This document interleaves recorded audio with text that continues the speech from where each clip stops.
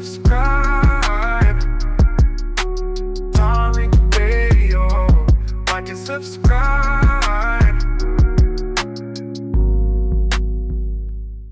Okay, Mike, let's get Mike in the building. Mike Rollins. Man, what's going on, Reek? I'm good, brother. How are you? Shit, I'm chilling, man. What's on your mind? Shit, man. I was just gonna see, how do you feel reparations should be divvied up, and how much of that should come out of the Jews' pockets? Mhm. Now, why would it come out of one ethnic group's pocket?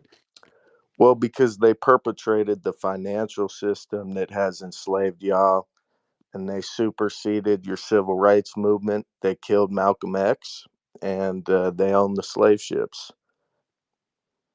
Then why were there so many Christian churches in the United States during slavery, and why were we forced to learn Christianity and not Judaism? Because Christianity was always going to be the dominant religion. Judaism doesn't seek to convert. Christianity seeks to convert. So what you just said made zero sense, and that's why the U.S. government is going to give us our reparations, because those little troll Yeah, I responses, ain't gonna lie, bro. The U.S. government is the Jews. U.S. government, y'all can deflect all day. You can deflect until you're blue in the face, making these nonsensical quirks, but the U.S. government is going to have to break bread, sir. I agree. And that's going to be you too, Mike. So, Mike, it's going to be less meth for you, Mike, because that meth money See, is going to but go. why you trying to get at me crazy, bro? I ain't disrespect you. Mike, come on now, I ain't disrespect you. Why you Mike. getting hurt over the Jews? Mike, you've been disrespecting us just by trying to use these goofy troll tidbits about something serious about our reparations, Mike. I think a lot of people agree with me. I think a lot of your people would agree with me. Mike, why are you trying to sound like you got a black scent? I What's, what's with this black scent you got? grew up in the hood, bro. What hood you grew up in, Mike? You gonna air me on the net? 200 block. 200? 200 block. But bro, we don't need to get into that. We're talking reparations. 200 block. What the hell is 200 block? Ontario, Canada? Nah, you You sound like crazy as hell. I'm from the Bay. you sound like the Bay. Yeah, Don't you dare disrespect the Bay, you crazy as bro. I love the Bay. man. I love the Bay. Don't you A lot of people. A lot don't of people. don't don't disrespect the Bay. Don't do that. It's too many Bay Area cats up in here.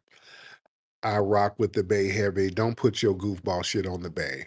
Don't do The that. Bay with me, bro. You crazy. No, no, they don't. They definitely Mike, no, do, brother. Black Panther Mike, Museum last week, downtown Oakland, was in there. Definitely. You crazy. sir, I'm just saying though, with you, dude. The Bay don't rock with you, dude. You a goofball, Mike.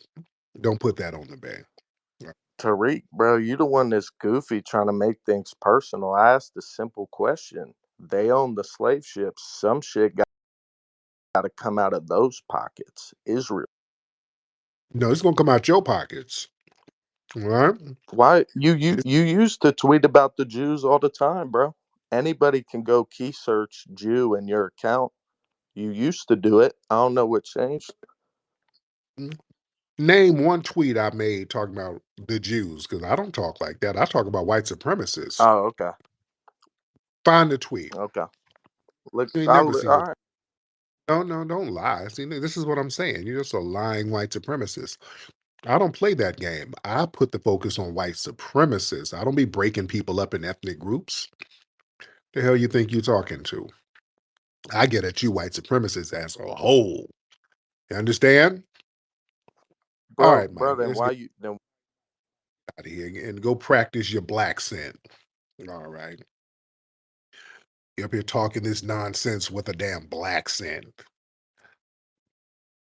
Boy, these guys, we rent free in these white supremacist minds. We are rent free.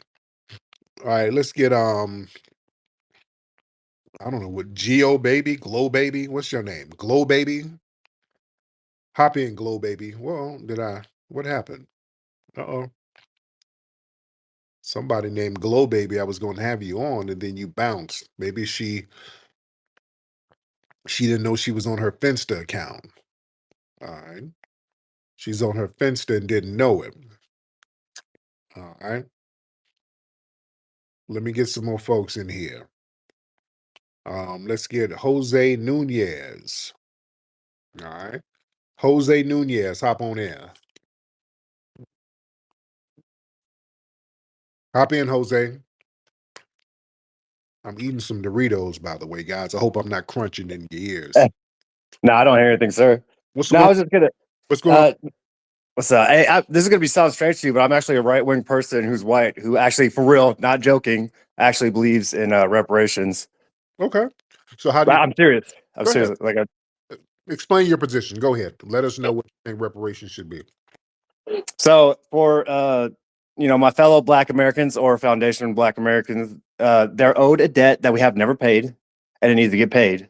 So that's number one. That's one reason why we need to do it. Number two, we can send billions of dollars to Israel, like 300 billion, and that money just gets wasted over there when it could have gone to our fellow Black Americans.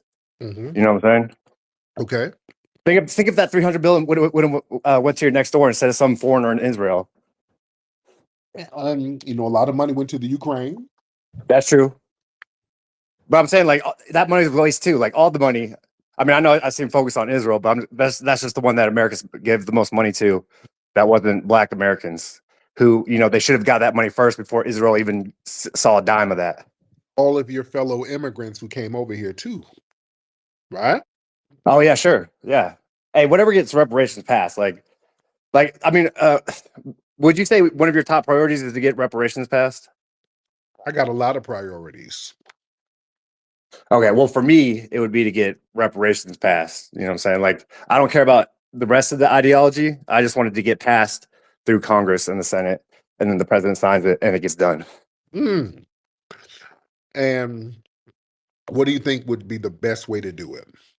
I don't know. That's the thing, is because it has been hard. Like, I've been getting pushback from other Black Americans about it, which I wasn't expecting. Really? And they're not tethered. Yeah, they're not tethers either. Like, these are people I grew up with. What? I don't know if they're just not. They're just trying to tell me what they think I want to hear or what, but they just give me pushback about it. Like what? What do they say? They're like, "Oh, that's divisive" and stuff like that. But I'm like, no, it's not. It's just, what I'm saying, it's $100,000 per person, payment, and then it's done. It's not divisive. If it is divisive, it'll be for like 2 months, and then everybody will forget about it. Yeah, but whoever would say that would probably be non-FBA. No, they're FBA for sure. How do you know? How do you know? Well, because I know it's Victor Fleming. I grew up with him. Like, his family's from New York, and before that, I think they were from somewhere in the South. I mean, I don't have like documentation, but I know Vic. He's definitely not a tether. But you don't know that though. You don't really know our lineage is like that. Okay, yeah, I guess, yeah. I mean, like, if you wanted me to bring you a paper, I guess I couldn't prove it, but Yeah, you could, because you're just kind of guessing. So you don't know. You don't know. You don't know. You might be dealing with somebody from a Caribbean background or something. So you really wouldn't know. But anyway, but thank you so much, man. I appreciate you. And he was being deceptive, by the way, guys. You notice that I let him on. I want y'all to catch something. He don't really support reparations. He was just using that as a way to take a dig at Israel. You notice he kept saying Israel over and over again, and I caught it. He probably thought I didn't catch it, but he don't really support reparations. He was just using that as a way to take a dig at Israel. So watch these deceptive white supremacists, ladies and gentlemen. You got to watch them. Great Black Shark in the building. What's up, black man? How you doing, brother? I'm good, sir. How are you? I'm fine, man. I like to speak to the topic of the room, and I like to make one other quick point, if I may. Absolutely. The reason why the dominant society takes issue with FBA people delineating is because I like to go back and look at history and see how it correlates to present day. If we look at the conditioning of our ancestors going back to those plantations, we were designed under the conditioning to be servants. So we have to think in terms of what these white supremacists discuss in their households where there's no other black people around. And as long as they can look out in society and see us operating from day to day, just concerned about entertainment, et cetera, and not thinking about serving anybody but ourselves or the system, they're fine with it. Delineation means self-identification, and we have a specific agenda with goals. And when they see us on code, a lot of us may not know who we are deep down, but they know. They know what we're capable of when we get on code. So that scares them. When they see that conditioning no longer works, they're like, oh, wait a minute. Nope, something's wrong. This is why all these goofy white supremacist trolls keep coming over here trying to run interference. And by the way, family, when they have to do that, they're signaling defeat. That's a sign of desperation. The smart white supremacists are not talking at all. They're in here listening, but they're not talking. And the last point I would like to make is this. When it comes to what that other goofy troll that came in here was saying, let's go with that. The reason why they're sitting up here trying to run interference on reparations, you got to ask this question. This is something I want the family to start doing. The reason why they have a problem with it, all you have to do is just ask them, like, okay, if everybody's supposed to be all American and you're not a racist, you're not a white supremacist or anti-black racist or whatever, why wouldn't you be for other American citizens, which we are, the first ones? Why wouldn't you be for us getting reparations, which would stimulate the economy and make this nation what it's supposed to be? So with that said, I'll land. My man, thank you so much. And Great Black Shark makes a point, and that goes to the topic of the show tonight. Why do some of these white supremacists take issue with FBA's delineating? Because all these trolls, when they call up, and you understand, Great Black Shark made a great point. When they start trolling, that's them basically saying they feel defeated. The first thing they'll do, they'll come in and say something about foundational Black Americans, and then they'll make some kind of snarky remark about reparations. And see, that's what the real deal is. They'll say, yeah, you guys over there begging for reparations, you're broke and begging for reparations. And then they start talking that. And then they'll start getting into, so you want to get some money from the Jews, go get it from the Jews. So that's what the issue is. When we delineate now, we're getting on code about our lineage. We're not allowing them to send their infiltrating tether class over here to bust up our conversations, to infiltrate us. So we're not being divided. And when we get on code as foundational Black Americans, they understand how focused we get. And when we get focused, we start looking at them like, hey, remember what you had did? I'm gonna have to holler at you about that. See, that's what they don't want. Us being focused, especially around our lineage, they do not want that. That's why people are so up in arms with us delineating based on our lineage, because we are owed. And this is why they keep trying to badger us down with tethers. And they keep trying to elevate these non-FBA Black people, because they're not owed anything. And those people are not going to rock the boat at all. And they know this.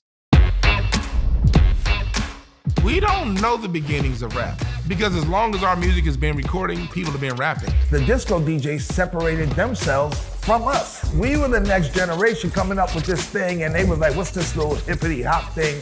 The first time I heard somebody spit a 16 over a break beat was probably Melly Mel. The Melly Mel sound that you hear today, I got that sound from Hollywood. I was doing this same form of entertainment long before it had a name. A lot of the gangs were fading out by the time hip hop came in. A lot of those gangs turned into crews. As far as influencing hip hop, I saw no Puerto Rican or Jamaican influences whatsoever. I started breakdancing in the 70s.